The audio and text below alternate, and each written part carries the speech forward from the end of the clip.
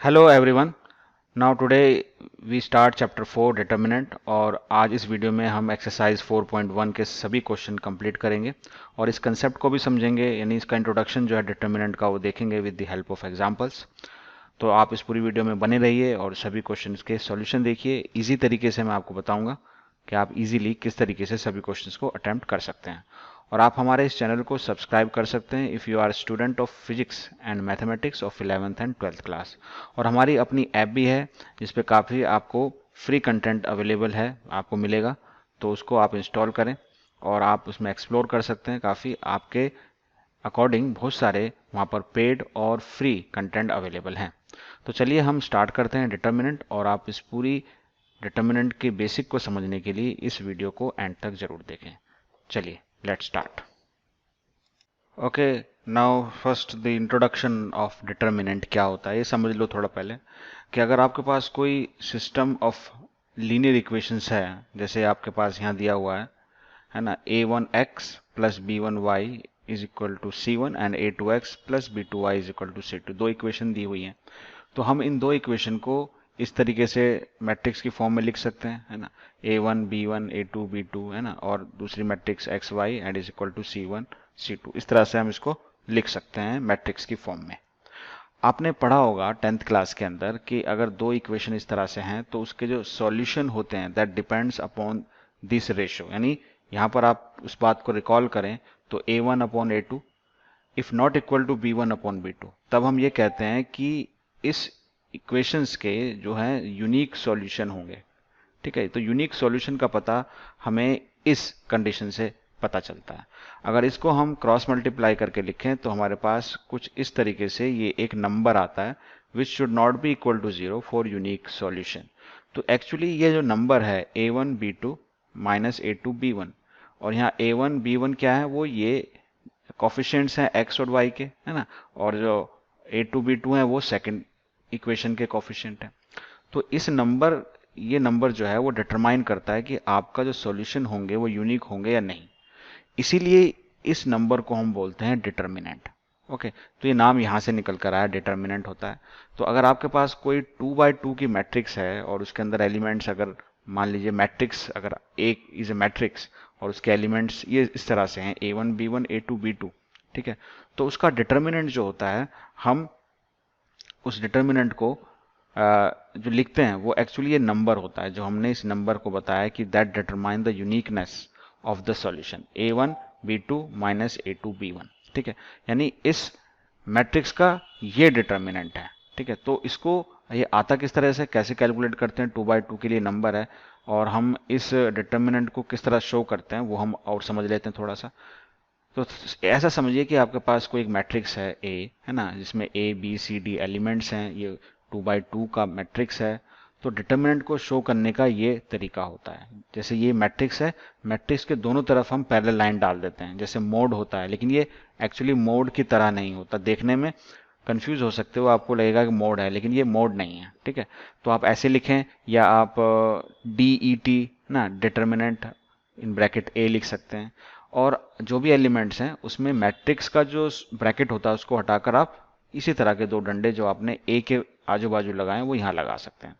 अब ये जो टर्म आता है, ये जो नंबर आता है वो इसी से निकल कर आता है, यानी हम इसको इस तरह से लिख सकते हैं कि ए को हम डी से मल्टीप्लाई करें विथ पॉजिटिव साइन और सी को हम बी से मल्टीप्लाई करें, यानी क्रॉस मल्टीप्लीकेशन हो रहा है। और ये ऑर्डर आपको ध्यान रखना है, ए से डी यानी इस तरह से ऊपर से नीचे, और सी से बी ऊपर से नीचे से ऊपर। ठीक है ना, ये माइनस साइन के साथ, पहला प्लस साइन के साथ। तो ये जो नंबर आता है ना ये डिटरमाइन करता है, इसलिए इसको डिटर्मिनेंट कहा जाता है। तो 2 by 2 की मैट्रिक्स में आप इस तरह से मल्टीप्लाई करके डिटर्मिनेंट निकाल सकते हैं। अब एक बात मैंने यहाँ आपको बताई दी कि जो होता है वो लेखने में मॉडुलस है। अगर आप यहाँ दो बातों को नोट करें तो ये एक्चुअली मॉडुलस नहीं होता, this is not a modulus. तो इस बात का आप ध्यान रखेंगे कि मॉडुलस नहीं है। ठीक है ना, ये एक डिटर्मिनेंट है। और डिटर्मिनेंट जो होता है वो सिर्फ स्क्वायर मैट्रिसेस का होता है, क्योंकि मैट्रिसेस आपके पास रेक्टेंगुलर मैट्रिसेस होती हैं जहां पर number of rose, number of columns different हो सकते हैं, है ना। लेकिन ये बात ध्यान रखने की कि स्क्वायर मैट्रिक्स का ही आप सिर्फ डिटर्मिनेंट निकाल सकते हैं। अब हम एक एक करके बारी बारी बात करेंगे कि वन ऑर्डर, है ना, ऑर्डर वन की अगर आपके पास मैट्रिक्स है जिसको हम इस तरह से लिख सकते हैं तो उसका डिटर्मिनेंट कैसे लिखेंगे। जैसे मैंने बताया, दो पैरेलल लाइन के बीच में आप उसको रिप्रेजेंट कर सकते हैं। और अगर 1/1 की जो एलिमेंट होगा वही एक्चुअली एक नंबर होगा और वही नंबर आपका डिटर्मिनेंट होगा। That is very simple. ठीक। अब अगर 2/2 की मैट्रिक्स है वो भी हमने समझ लिया। अगर हम मैट्रिक्स को इस तरह से रिप्रेजेंट कर रहे हैं ना, जैसे हम उसके रोज और कॉलम्स सबस्क्रिप्ट में लिखते हैं A11 B12 है ना, फर्स्ट रो के एलिमेंट हो गए, सेकंड रो के हो गए A21 B22, ये हमने इस तरह से नंबर लिख लिया। तो इसका डिटर्मिनेंट कैसे लिखेंगे? हम इस तरह से लिखेंगे, उसके दोनों तरफ पैरेलल लाइंस लिख देंगे, या हम इस तरह से रिप्रेजेंट कर सकते हैं, या जो भी एलिमेंट्स होंगे वो तो चेंज नहीं होंगे है ना, सिर्फ उसका रिप्रेजेंटेशन चेंज हो जाएगा। अब इस तरह का जो स्क्वायर ब्रैकेट्स होता है आपका मैट्रिक्स का, वैसा ना होकर ये दो पैरेलल लाइंस का आपका ब्रैकेट्स हो जाएगा। ठीक है। और हम जैसे मैंने बताया इसको मल्टीप्लाई करेंगे, करने का जो तरीका होगा उस तरह से मल्टीप्लाई करेंगे तो आपके पास ये नंबर जो है आ जाएगा। तो मैंने अलग अलग तरह से देखो यहाँ मैट्रिक्स ली हुई है। सबसे पहले मैंने आपको दिखाया कि A1 B1 A2 B2 की फॉर्म में था, या आपके पास ABCD हो, या आपके पास A11 B12 A21 B21 matrix है ना, अलग अलग तरह के एलिमेंट किसी तरह से आए, कोई भी तरह से लिख सकते हो आप उसको, लेकिन वो मल्टीप्लीकेशन तो वही रहेगा। ठीक है ना। तो इस तरह से ये जो नंबर होता है 2/2 का, ये नंबर ही डिटर्मिनेंट होता है। तो determinant is nothing but a number है ना, and that number can be negative can be positive.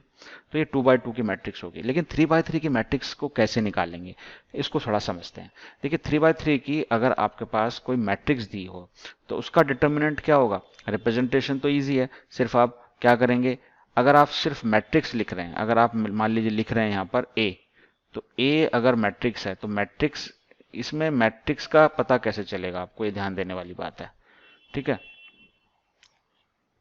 लेकिन अगर वो डिटर्मिनेंट है तो A के आजू बाजू भी हम पैरेलल लाइंस लगा देते हैं है ना। अगर A मैट्रिक्स लिखेंगे तो सिर्फ एलिमेंट्स के को ब्रैकेट्स में लिखते हैं हम, लेकिन अगर डिटर्मिनेंट होगा तो डिटर्मिनेंट में क्या करते हैं हम, A तो हम लिखेंगे ही, A तो हम लिखेंगे ही, लेकिन उसके दोनों तरफ ऐसे लगा देंगे। खाली अगर A लिखोगे तो मैट्रिक्स होगी, लेकिन अगर आप दो पैरेलल लाइन लगा देते हैं which is the representation for determinant, तो वो प्रॉपरली आपका डिटर्मिनेंट होगा, उसमें कंफ्यूजन नहीं होगी।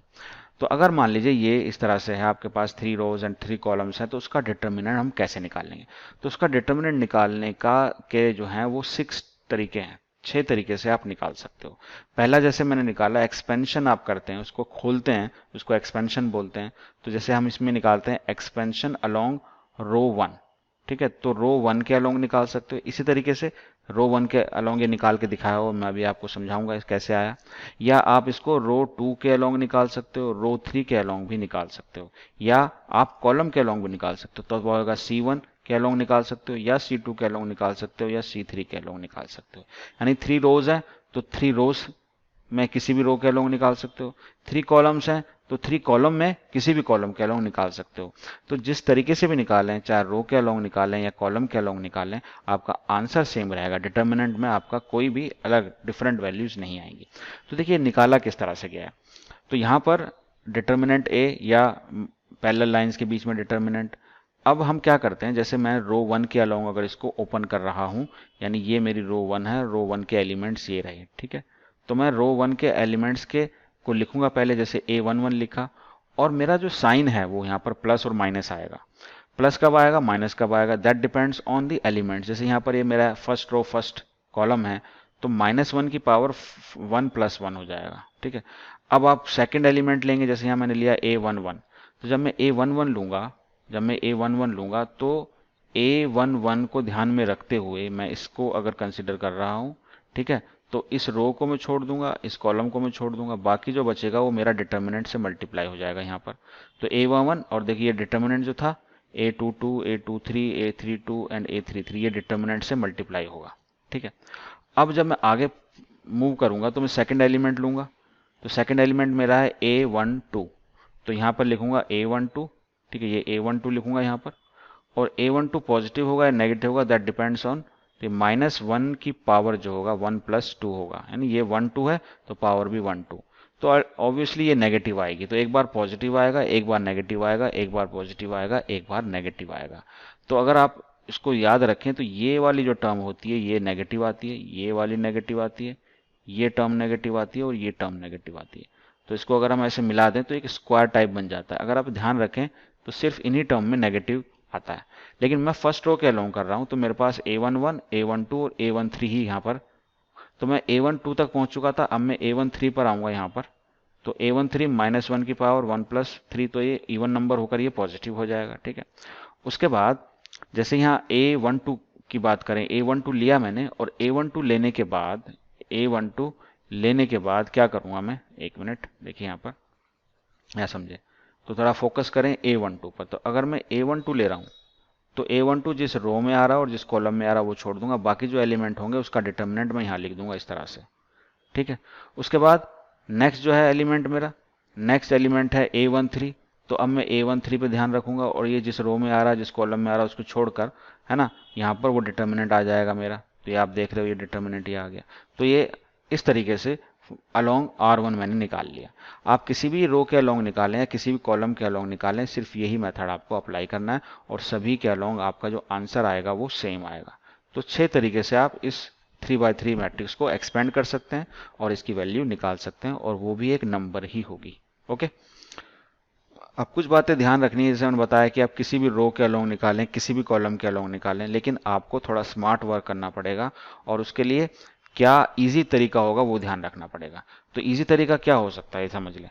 तो इजी तरीका ये हो सकता है कि जिस भी रो के अंदर या जिस भी कॉलम के अंदर आप करना चाहते हैं, ठीक है ना, आप कर सकते हैं, लेकिन इजी वो मेथड होगा जहां पर आपके पास मैक्सिमम नंबर ऑफ जीरोज होंगे। जी हाँ, जिस कॉलम में या जिस रो में मैक्सिमम नंबर ऑफ जीरोज हों, यानी मान लीजिए किसी में 1 जीरो है, या किसी सेम मैट्रिक्स सेम डिटर्मिनेंट में किसी रो में या किसी कॉलम में 2 जीरो हैं, तो आप जिसमें ज़्यादा जीरो हों, जिसमें मैक्सिमम जीरो हों, उसके अलोंग एक्सपेंड करें तो इजी कैलकुलेशन हो जाएगी। तो इस बात का ध्यान रखेंगे।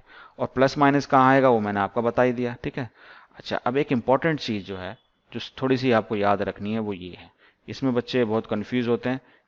सो लाइक फॉर एग्जांपल, अगर जैसे k है मल्टीप्लाई है मैट्रिक्स A से, तो जब हम डिटर्मिनेंट लेंगे ना, तो k नहीं रहेगा, वो हो जाएगा k की पावर n। और ये n क्या होगा, n is the order of the matrix, यानी अगर आपके पास A मैट्रिक्स 2 ऑर्डर की है तो यहाँ k की पावर 2 हो जाएगा, 3 की ऑर्डर की है तो पावर 3 हो जाएगा। अब ऐसा है, होता किस तरह से वो आप समझें थोड़ा सा इस बात को, कि जब हम किसी नंबर को, मान लीजिए मेरे पास एक मैट्रिक्स है A, ठीक है, समझें इसको, और उसके पास उसके अंदर एलिमेंट्स हैं आपके 1 2 3 एंड 4 इस तरह से।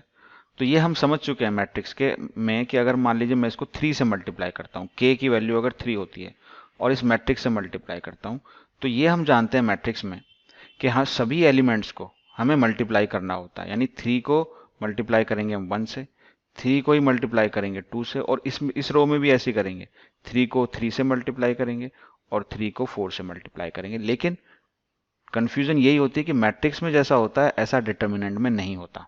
ठीक है, अब अगर मैं यहाँ पर, ये मैट्रिक्स है A, अगर मैं इसको मल्टीप्लाई करता हूँ 3 से, जैसे यहाँ मल्टीप्लाई किया, और अगर मैं इसका डिटर्मिनेंट लेना चाहूँ,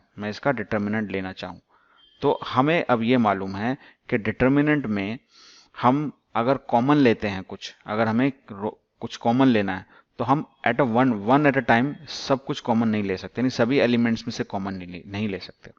या तो आप कुछ कॉमन ले सकते हो, कॉमन है अगर रो में, किसी रो में कॉमन है तो वो आप ले सकते हो 1 रो से, और अगर आप सेकंड रो से लेना चाहते हो तो सेकंड रो से लोगे, फर्स्ट रो से फिर नहीं लोगे, यानी 1 एट अ टाइम।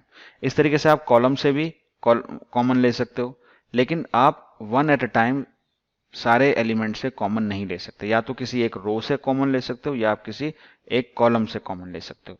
अगर मैं 3 यहाँ से कॉमन लेता हूँ फर्स्ट रो से, तो 3 मेरा बाहर आ जाएगा इस तरह से, और यहाँ पर क्या रह जाएगा 1 2, और ये हो जाएगा 3 इंटू 3, और ये हो जाएगा 3 इंटू 4। तो ये थोड़ा सा डिफरेंस है। अब मैं सेकंड रो से भी कॉमन लेना चाहता हूँ, तो सेकंड रो से भी मैं 3 कॉमन लूंगा, तो यहाँ 3 की पावर हो जाएगा 2, और ये मेरा रह जाएगा 1, है ना, 3 2 4, यानी ये क्या हो जाएगा, ये हो जाएगा 3 की पावर 2। अब ये जो है डिटर्मिनेंट है, ये क्या है, डिटर्मिनेंट है किसका, A का डिटर्मिनेंट है। तो आप देखेंगे 3A का डिटर्मिनेंट इज इक्वल टू 3 की पावर 2 A का डिटर्मिनेंट। अब यहाँ 2 क्या है, देखिए ये जो था 2/2 का था ना मैट्रिक्स, तो जो मैट्रिक्स का ऑर्डर होगा वही यहाँ n की पावर होगी। यानी यहाँ पर आप देखते हैं KA, यानी किसी स्केलर को आप A से मल्टीप्लाई करते हैं, उसका डिटर्मिनेंट लेते हैं, तो K की पावर बन जाती है। ये थोड़ा कन्फ्यूजन यहाँ पर होता है। मैट्रिक्स में हम सभी एलिमेंट के साथ मल्टीप्लाई करते हैं, और जब और अगर हमें कॉमन लेना हो तो हम वाकई सारा कॉमन भी ले सकते हैं, है ना। तो जैसे मैट्रिक्स में सभी एलिमेंट से मल्टीप्लाई होता है एक साथ, तो एक साथ हम कॉमन भी ले सकते हैं, लेकिन हम डिटर्मिनेंट में ऐसा नहीं करते। अगर हमें मल्टीप्लाई करना हो तो हम एक एक करके मल्टीप्लाई करते हैं, ठीक है। यानी मैं अगर इसको थोड़ा सा और समझ लीजिए, अगर मैं 3 को मल्टीप्लाई करता हूँ डिटर्मिनेंट ए से तो क्या होगा, तो 3 यहाँ रहा और डिटर्मिनेंट ए मेरा क्या है 1 2 3 4। अब इसको आप मल्टीप्लाई कैसे करोगे, या तो आप इस रो से फर्स्ट रो से कर सकते हो, या सेकंड रो से कर सकते हो, या फर्स्ट कॉलम से कर सकते हो, या सेकंड कॉलम से कर सकते हो। इट इज़ योर चॉइस, कुछ भी आप कर सकते हो, वो गलत नहीं होगा, कोई भी आप तरीका अपना सकते हो। तो मैं मान लीजिए फर्स्ट रो से करता हूँ, तो हो जाएगा 3 6 3 4 ऐसे आएगा। तो ये डिफरेंस इसके अंदर होता है, तो इसको इसलिए इंपॉर्टेंट प्रॉपर्टी है, इसको आप ध्यान रखेंगे। चलिए आगे चलते हैं, अब हम क्वेश्चन कर लेते हैं। देखिए मैंने आपको समझा ही दिया कि किस तरह से डिटर्मिनेंट निकलता है। तो पहले क्या करते हैं, इसको मल्टीप्लाई करते हैं पॉजिटिव साइन के साथ, तो 2 2 जा 4 हो जाएगा, माइनस आ जाएगा, और उसके बाद इसको मल्टीप्लाई करते हैं माइनस साइन, तो माइनस मैंने लिख लिया, और -1 × 4, ठीक है। तो ये कितना हो जाएगा 4 + 4 = 8, ठीक है। तो ये इसका आंसर हो गया, बहुत सिंपल है। चलिए सेकंड एग्जांपल आप देखें। अब इसमें भी यही होगा कि हम पहले इसको मल्टीप्लाई करेंगे और उसके बाद माइनस साइन के साथ इसको मल्टीप्लाई करेंगे। तो x को मल्टीप्लाई करेंगे तो x² माइनस, उसके बाद x + 1 and then x - 1। Okay, तो इसका फर्दर थोड़ा सॉल्व कर लीजिए। x², ये हो जाएगा आपका x² - 1, तो ये हो जाएगा x² - x² + 1, ये दोनों कैंसिल हो जाएंगे, तो आपके पास आंसर इसका कितना आएगा 1, ठीक है। Now example 3। अब देखिए 3×3 की मैट्रिक्स आ गई। अब मैंने आपको बताया था कि आप किसी भी रो के साथ या किसी भी कॉलम के साथ कर सकते हैं। तो अगर आप करेंगे तो वो आपकी चॉइस है, लेकिन आपको अगर इजी वे रखना है, इसका इजीली आपको करना है, स्मार्ट तरीके से करना है, तो आप देखेंगे जिस रो में या किसी कॉलम में अगर 2 0 आ रहे हैं, या आप दो क्या कह सकते हैं, या आप 1 0 कहें या 2 0 कहें, यानी मैक्सिमम जिसमें आए, मैक्सिमम, तो आप देखेंगे ये जो कॉलम है इसमें मैक्सिमम 2 0 हैं। 3 0 हो जाएंगे तो पूरा डिटर्मिनेंट की वैल्यू 0 हो जाएगी, ठीक है। तो यहाँ 2 0 है, तो आप इसके अलोंग एक्सपेंड करें। अब रो 1 के अलोंग मैंने आपको बताया था एक्सपेंड करना। अब ये C1 यानी C3 कॉलम 3 के अलोंग एक्सपेंड करेंगे तो कैसे एक्सपेंड होगा, तो सबसे पहले आप क्या लिखेंगे, 4 लिखेंगे, ठीक है। इसका जो साइन होगा, अच्छा नेगेटिव साइन किस किस का होता है वो आपको पता था, मैंने जो बताया था, इसका नेगेटिव साइन होता है, इसका होता है, ये होता है और ये होता है, ठीक है। इसको छोड़कर बाकी सारी पॉजिटिव साइन के साथ ओपन होता है। तो 4 आपने लिखा। अब 4 के साथ हम पहले 4 को कंसिडर कर रहे हैं, यहाँ पर ध्यान देंगे कि 4 के अलोंग पहले 4 एलिमेंट लेंगे, तो इस रो को छोड़ दीजिए, इस कॉलम को छोड़ दीजिए, ठीक है। और साथ में आप क्या लिखेंगे, यहाँ पर साथ में आप इसको डिटर्मिनेंट को लिख सकते हैं -1 3 4 एंड 1, ठीक है। अब ये 2 0 आ गए, तो 0 के साथ जो भी डिटर्मिनेंट आएगा उसमें कुछ भी हो सकता है, उससे कोई फर्क नहीं पड़ता है ना, यहाँ कोई डिटर्मिनेंट हो सकता है। तो ये भी आपका इस तरह से यहाँ 0 आ गया, ठीक है। तो यहाँ पर ये कितना हो जाएगा 4, इसको आप सॉल्व करें तो -1 और ये -12, तो ये जाएगा 4 × -13, तो हो जाएगा आपका -52। तो दिस इज योर आंसर, ठीक है। ओके, नाउ नेक्स्ट आप देखिए। अब इसके अंदर भी ये 3×3 की मैट्रिक्स है। अब आप इसमें देखें तो 0 आपको नजर आ रहा होगा, हमें देखना है मैक्सिमम 0 कहाँ पर है। तो यहाँ सभी में, इस रो में या इस कॉलम में भी एक 0 है, ये भी एक सेकंड कॉलम में आ रहा है, ये भी थर्ड रो थर्ड कॉलम में आ रहा है। तो आप किसी के अलोंग भी यहाँ कर सकते हैं, है ना। तो एक 0 सब में आपको मिलेगा। तो अगर मैं इसी के अलोंग इसको एक्सपेंड कर दूं तो क्या होगा, तो इसको करूंगा तो पहले 0 लिखूंगा, ठीक है ना। 0 के साथ कोई भी डिटर्मिनेंट आए उसको लिखने से कोई फायदा नहीं। अब माइनस साइन, अब माइनस आएगा क्यों, क्योंकि मैंने बताया था ये वाला जो साइन माइनस के साथ ओपन होता है चलिए, तो उसके बाद इस रो को इस कॉलम को छोड़ेंगे तो आपको बचेगा यहाँ पर साइन अल्फा, और यहाँ पर हो जाएगा साइन बीटा, यहाँ हो जाएगा कॉस अल्फा, और ये हो गया 0। उसके बाद आपका यहाँ पर ये होगा प्लस और माइनस कॉस अल्फा। अब इसके साथ कौन सा डिटर्मिनेंट आएगा, इस रो को और इस कॉलम को, यानी फर्स्ट रो और थर्ड कॉलम को छोड़ के जो डिटर्मिनेंट आ रहा है आपको वो लिखेंगे साइन अल्फा 0, और ये cos alpha minus sine beta, ठीक है। सॉल्व कर लीजिए इसको, तो ये तो 0 हो गया पूरा। अब ये हो जाएगा माइनस साइन अल्फा, अच्छा ये 0 हो जाएगा, और ये हो जाएगा minus sine beta cos alpha, उसके बाद माइनस कॉस अल्फा, इसको मल्टीप्लाई करेंगे तो ये जाएगा आपके पास sine alpha sine beta, sine alpha sine beta, ठीक है। That become minus minus plus हो जाएगा, ये हो जाएगा sine alpha then sine beta, and cos alpha, और ये हो जाएगा माइनस, इसको भी लिख लेंगे sine alpha, sine beta and cos alpha. तो ये दोनों तो सेम ही हो गए, तो कैंसिल हो जाएंगे, तो आंसर क्या आ जाएगा इसका आंसर होगा 0। ओके, तो this was your question example 4। एक लास्ट इसका एग्जांपल है, फिर हम एक्सरसाइज करेंगे। अब यहाँ दोनों डिटर्मिनेंट जो है ना वो इक्वल है। तो मैट्रिक्स में देखो, आपने देखा होगा कि हम कॉरेस्पॉन्डिंग टर्म्स को क्या करते थे, हम इक्वेट करते थे, लेकिन यहाँ ऐसा हमें नहीं करना है ना। यहाँ पर थोड़ा अलग बात है, क्योंकि दोनों नंबर्स हैं एक्चुअली, तो इसको हमें सॉल्व करना होगा। लेफ्ट हैंड साइड को अब सॉल्व करेंगे, इसको आप मल्टीप्लाई करेंगे इसके साथ प्लस साइन के साथ, इसको माइनस साइन के साथ, ठीक है। यानी दिस 3 इंटू 1 तो 3 आ गया, माइनस उसके बाद एक्स स्क्वायर हो गया, ऐसे 3 इंटू 1 3 आ गया, और 4 इंटू 2 तो कितना हो गया 8 हो गया, तो जाएगा 3। अच्छा, यहाँ पर आप क्या कर सकते हैं, कैंसिल कर सकते हैं इसको, ठीक है, और माइनस माइनस भी कैंसिल हो जाएगा, तो एक्स स्क्वायर हो जाएगा आपका 8, और x की वैल्यू आ जाएगी प्लस माइनस अंडर रूट 8, और ये हो जाएगा आपका plus minus 2 under root 2। Okay, this is your answer. Now this is your question number 1। इसके अंदर हमें डायरेक्ट इसका हमें निकालना है डिटर्मिनेंट, है ना। ये डिटर्मिनेंट आपको पता ही है, इसका सिंबल है, दोनों तरफ आप देख रहे हैं पैरेलल लाइंस हैं, तो इसका मतलब हो गया डिटर्मिनेंट है। और अगर इस तरह का ब्रैकेट होता है तो इसका मतलब होता है कि ये मैट्रिक्स है, ठीक है। तो यहाँ पर एक क्लियर है कि इसका डिटर्मिनेंट निकालना है, तो दैट डिटर्मिनेंट हम जानते हैं कि हम क्या करेंगे, पहले इसको मल्टीप्लाई करेंगे 2 को -1 से, तो हो जाएगा -2। ओके, उसके बाद माइनस साइन, उसके बाद 4 को हम मल्टीप्लाई करेंगे, -5 को मल्टीप्लाई करेंगे 4 से, यानी -5 इंटू 4। बस ये आपका डिटर्मिनेंट हो जाएगा, नंबर आ जाएगा एक, तो हो जाएगा माइनस और माइनस प्लस 20, तो इसका आंसर हो जाएगा 18। ओके, बहुत सिंपल है। अब यहाँ देखिए, ये एक इम्पॉर्टेंट है, ये मैट्रिक्स या डिटर्मिनेंट कहें या मैट्रिक्स, दोनों ही इम्पॉर्टेंट हैं, क्योंकि इसके अंदर ये जो थीटा है, cos theta minus sine theta cos theta, तो ये हमें इसकी ज़रूरत नहीं बताने की, लेकिन फिर भी मैं बता देता हूँ। अगर ये मैट्रिक्स है ए, है ना, तो अगर हम ए की पावर करते हैं तो यहाँ पर पावर अगर 2 करेंगे तो cos 2 theta sine 2 theta sine 2 theta, सब जगह एंगल 2 थीटा में हो जाएगा। और पावर, मैट्रिक्स की पावर हम क्यूब करेंगे तो यहाँ पर 3 हो जाएगा, 4 करेंगे तो इस तरह से थीटा के साथ वो नंबर यहाँ आ जाता है। बहरहाल हमें यहाँ डिटर्मिनेंट निकालना, तो डिटर्मिनेंट निकालने के लिए वही हम काम करेंगे, हम पहले कॉस थीटा को इस कॉस थीटा से मल्टीप्लाई करेंगे, है ना, ये हो जाएगा कॉस थीटा, है ना, इंटू कॉस थीटा। उसके बाद माइनस साइन आएगा, और फिर इन दोनों को मल्टीप्लाई करेंगे, यानी साइन थीटा को मल्टीप्लाई करेंगे माइनस साइन थीटा से, ठीक है।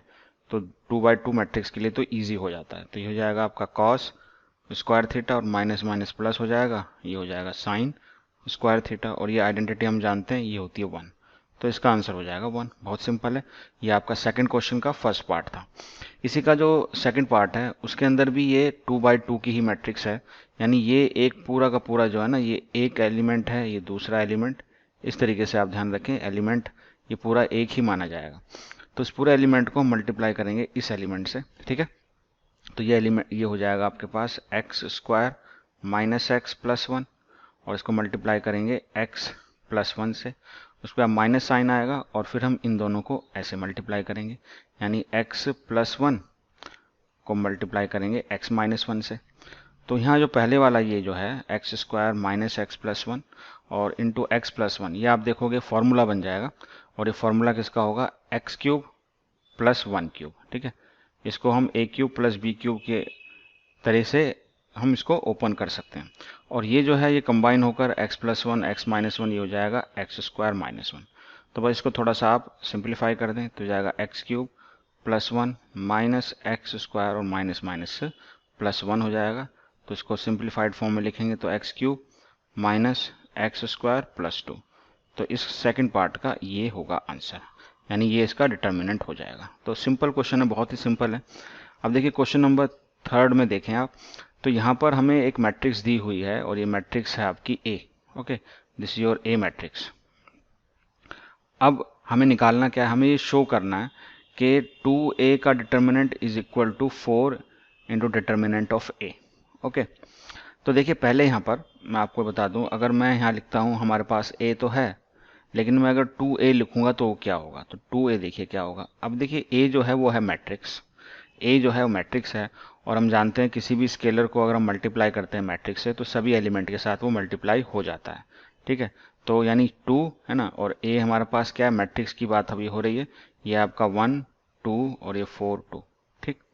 अच्छा, अब हम जानते हैं इसकी प्रॉपर्टी ये होती है कि ये जाकर सभी एलिमेंट से मल्टीप्लाई हो जाएगा। तो ये हो जाएगा 2, ये हो जाएगा 4, ये हो जाएगा 8, ये भी हो जाएगा 4। ठीक है। अब ये हमारा 2a है। अब हम अगर निकालते हैं इसका डिटर्मिनेंट, यानी 2a का डिटर्मिनेंट निकालेंगे। तो यानी हम डिटर्मिनेंट किसका निकाल रहे हैं, 2 4 8 एंड 4 का डिटर्मिनेंट निकाल रहे हैं। तो डिटर्मिनेंट निकालने का क्या तरीका होगा, हम पहले इसको मल्टीप्लाई करेंगे, यानी 2 इंटू 4 हो जाएगा, उसके बाद माइनस, फिर हम 8 को 4 से मल्टीप्लाई करेंगे, यानी 8 इंटू 4 होगा। तो ये हो जाएगा आपके पास 8 minus 32 and that is equal to minus कितना हो जाएगा, यहाँ माइनस 24 आ जाएगा। Okay, clear. अब दूसरा जो इसका पार्ट है वो है आपका 4 इंटू ए। इसको देखते हैं ये क्या आता है, ये 4 एंड ए का डिटर्मिनेंट, 4 टाइम्स डिटर्मिनेंट ऑफ ए। अच्छा, ए ये है, तो हम डिटर्मिनेंट ऑफ ए कैसे निकालेंगे। देखिए 4 एज इट इज लिखेंगे और ये हमारे पास ये हो जाएगा 1 2 4 2। ओके, और ये डिटर्मिनेंट सॉल्व कर लेते हैं। तो इसको सॉल्व करने का के लिए हम करेंगे 1 को 2 से multiply, then 2 into 4। Okay, then it is equal to 4 और ये जाएगा 2 माइनस 8। ओके, ये हो जाएगा 4 एंड दिस बिकम माइनस 7। तो ये हो जाएगा आपका माइनस 28। सॉरी, ये जो है यहाँ पर होगा आपका 6। तो ये हो जाएगा आपका 6 एंड 4 6 जा 24 हो जाएगा, 4 6 जा 24।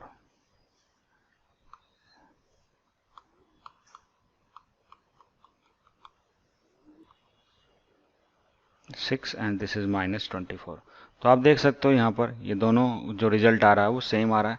तो that is hence proved, hence proved. ठीक है, बहुत सिंपली हो गया, क्योंकि यहाँ पर प्रॉपर्टी जो है वो डिटर्मिनेंट की भी यूज हो रही है। चलिए अब नेक्स्ट क्वेश्चन करते हैं। तो for the next question you can see here, yes this is your question number 4। और इस टाइम जो है ये आपकी जो मैट्रिक्स आ रही है ये 3/3 की मैट्रिक्स है, लेकिन यहाँ पर हमें इसका डिटर्मिनेंट नहीं निकालना, हमें ये प्रूव करना है। जिस तरह से पिछला क्वेश्चन किया हमने ऐसे ही होगा ये भी। तो हम पहले क्या निकालेंगे, हमारे पास a है तो हम पहले 3a लिख लेते हैं। हम पहले लिखेंगे 3a। ओके, तो 3a कैसे आएगा, अब हम 3a कर रहे हैं, यानी 3 को हम a से मतलब मैट्रिक्स से मल्टीप्लाई कर रहे हैं, यानी 3 हो गया और ये आपका मैट्रिक्स एज इट इज लिख लेते हैं, यानी 1 0 0 0 1 0 और ये 1 2 4। ओके, तो ऐसा होगा तो अब सभी एलिमेंट के साथ मल्टीप्लाई करेंगे 3 को, तो ये जाएगा 3 0 0 है ना, और ये जाएगा 0 3 0 और ये हो जाएगा 3 6 एंड 12। करेक्ट। अब हमें इसका निकालना है डिटर्मिनेंट। तो 3a का डिटर्मिनेंट क्या होगा, 3a का डिटर्मिनेंट निकालेंगे, है ना। इसका मतलब हो जाएगा कि इसका डिटर्मिनेंट निकालेंगे, इसको हम 3 0 0 दोबारा लिख लेते हैं, 0 3 0 और ये 3 6 एंड 12 हो गया। अब इसका डिटर्मिनेंट निकालने के लिए मैंने आपको बताया था, आप किसी भी रो के अलोंग या किसी भी कॉलम के अलोंग इसको एक्सपेंड कर सकते हैं। तो हम यहाँ पर स्मार्ट तरीके से करेंगे, तो हम चूज करेंगे वो रो या कॉलम जिसके अंदर मैक्सिमम 0 है। तो मैक्सिमम 0 जो है वो या तो आप इस कॉलम में ले सकते हैं, इसमें 2 0 आ रहे हैं, या आप थर्ड रो में भी ले सकते हैं, है ना, किसी तरीके से भी कर सकते हैं, या आप सेकंड कॉलम में भी लेंगे, उसमें भी 2 0 आ रहे हैं। ठीक है, तो हम ये वाला मैंने चूज कर लिया C1। तो इसके अलोंग मैं इसको एक्सपेंड करता हूँ। तो पहले आएगा 3, ठीक है, और जब 3 लेंगे हम तो 3 जिसमें आ रहा है उस रो को छोड़ देंगे, उस कॉलम को छोड़ देंगे। ठीक है, तो जो हमारे पास बाकी बचेगा, यानी इसको छोड़ने के बाद हमारे पास ये जो डिटर्मिनेंट होगा, इस डिटर्मिनेंट को हम यहाँ पर लिखेंगे। तो ये हो जाएगा आपके पास 3 6 0 एंड 12। ओके, उसके बाद आप यहाँ पर इसके लिए आ जाएगा माइनस साइन, उसके बाद 0 लिखेंगे और 0 के अंदर एक उसका कॉरेस्पॉन्डिंग डिटर्मिनेंट आएगा, फिर प्लस 0 लिखेंगे, उसका कॉरेस्पॉन्डिंग डिटर्मिनेंट आएगा। तो वो यूजलेस है लिखना, क्योंकि 0 से मल्टीप्लाई होने के बाद तो वो 0 ही हो जाएगा। तो सिर्फ आप इसको सॉल्व करेंगे तो आ जाएगा 3 और ये हो जाएगा 3 12 जा 36। ठीक है, और 0 को 6 से मल्टीप्लाई करेंगे तो 0 ही आ गया। तो यहाँ पर आ जाएगा 3 इंटू 36, तो कितना हो जाएगा, ये हो जाएगा आपका 108। ठीक है, तो जो हमारा लेफ्ट हैंड साइड था वो इतना आ गया। ठीक है, ये हमारा हमने जो लिया ये था हमारा लेफ्ट हैंड साइड। चलिए अब हम राइट हैंड साइड लिखने से पहले चलिए राइट हैंड साइड यहाँ लिखते हैं, क्या आता है देखते हैं। तो राइट हैंड साइड में हमें दिया हुआ है 27 एंड डिटर्मिनेंट ऑफ ए। ठीक है, तो 27 इज ए स्केलर और डिटर्मिनेंट ऑफ ए हम यहाँ से निकालेंगे।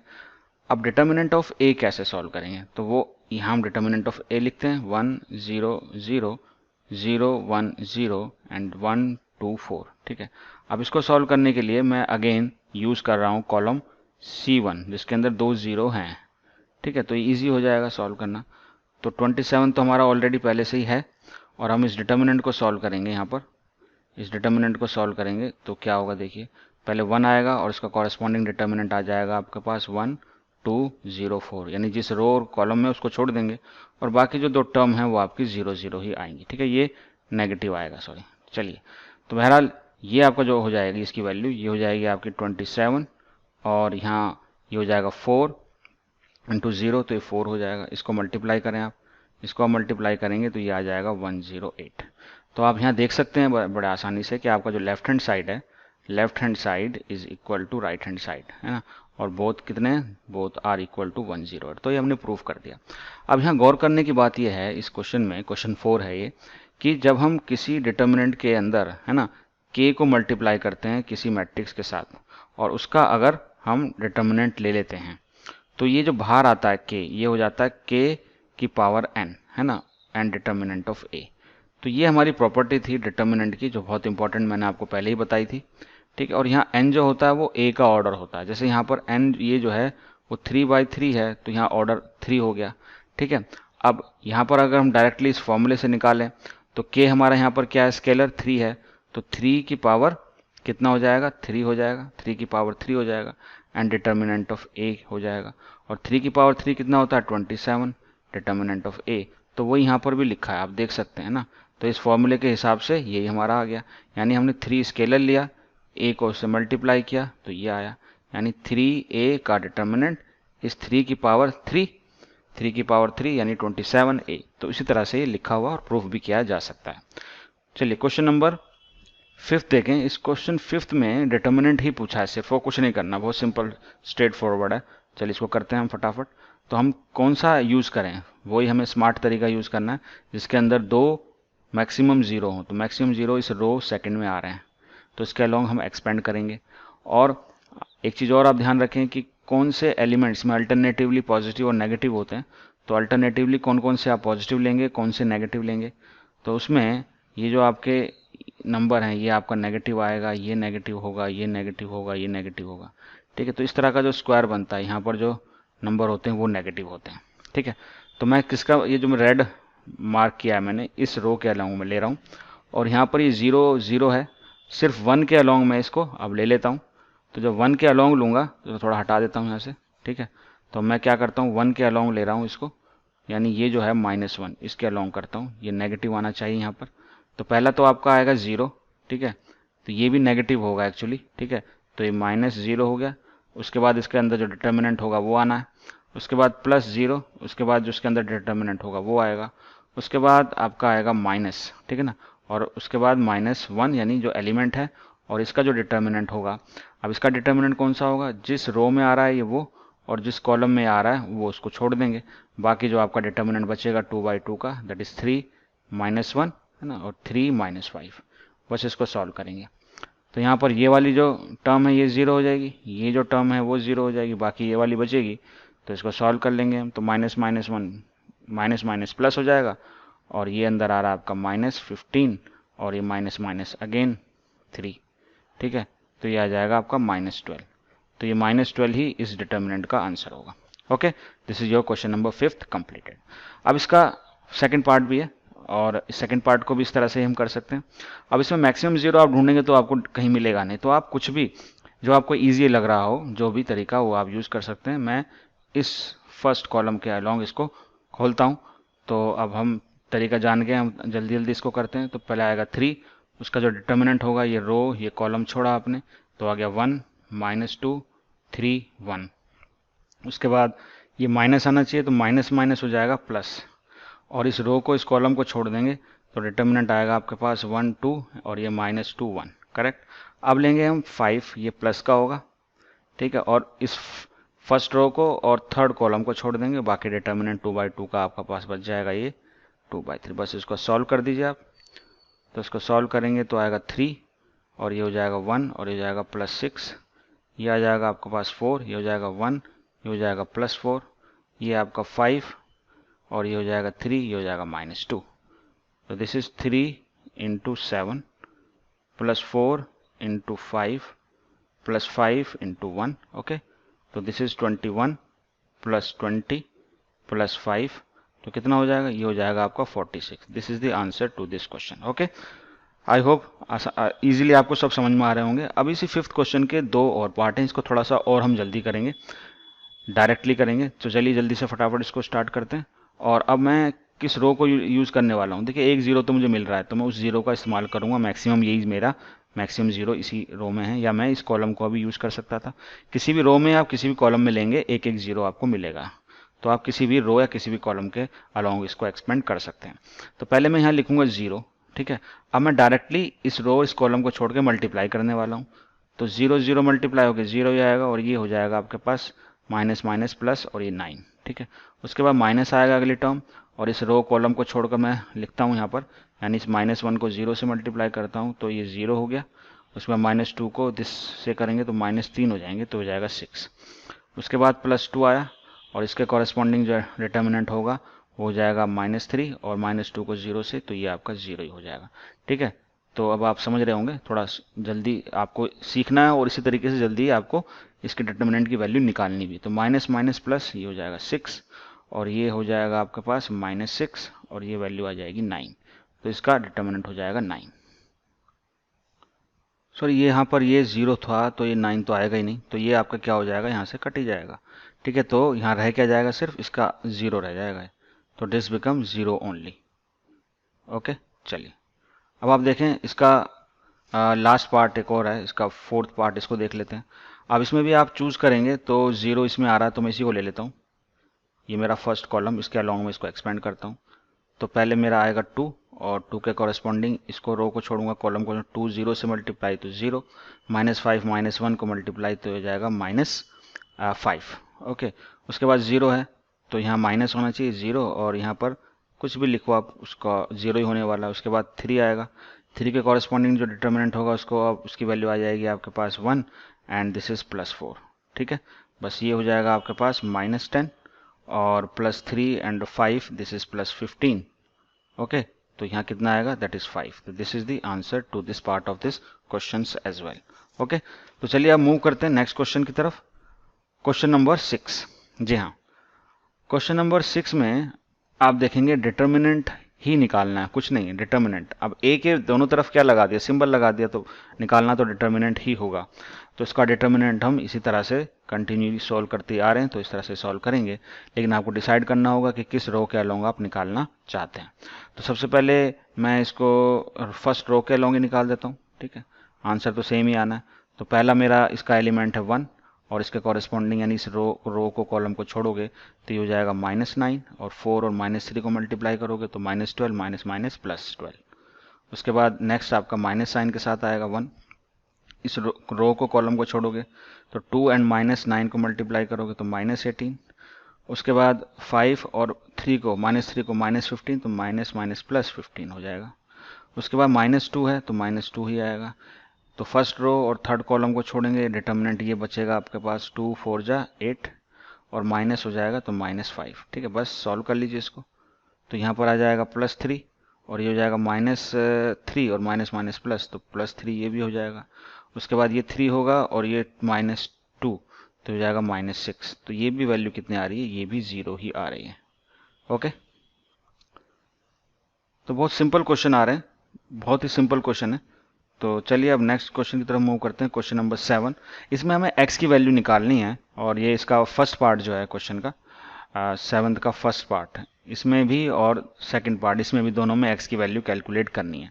अब अगर दो डिटर्मिनेंट इक्वल होते हैं तो यानी कि कोई दो नंबर जो हैं वो बराबर हैं, तो हम इसको मैट्रिक्स की तरह नहीं करेंगे, ध्यान रखेंगे। ऐसा नहीं है कि ये जो 2 है है ना, और ये इसके कॉरेस्पॉन्डिंग बराबर होगा और ये 4 जो है इसके कॉरेस्पॉन्डिंग बराबर होगा, ऐसा इस केस में नहीं होता। ठीक है, यहाँ हमें दोनों को सॉल्व करना होगा।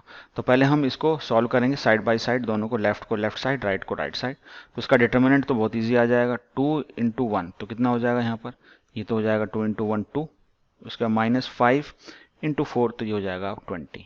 करेक्ट। इसको भी निकालेंगे, 2x को x के साथ मल्टीप्लाई करेंगे तो जाएगा 2x², उसका -6 4 जा, ये हो जाएगा आपके पास 24। ओके, तो ये कितना आ जाएगा, ये हो जाएगा -18 और ये हो जाएगा 2x² -24, यानी 2x² = -18, इधर जाकर ये हो जाएगा और ये बचेगा आपके पास 6। 2 से डिवाइड कर दें तो x² हो जाएगा आपके पास 3, तो x की वैल्यू आ जाएगी इजीली, वो हो जाएगी आपके पास ±√3। तो ये इस तरह से ये भी इजीली निकल गया आपका। ओके, इसका सेकंड पार्ट भी सेम इसी तरह से।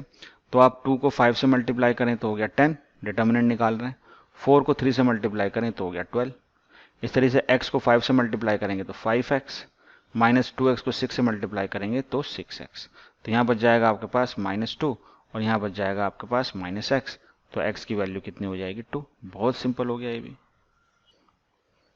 चलिए सिंपल क्वेश्चन, ये अगेन लास्ट क्वेश्चन है इस एक्सरसाइज का 4.1, और यहाँ पर भी हमें x की वैल्यू बतानी है ना, 4 ऑप्शन दिए हुए हैं।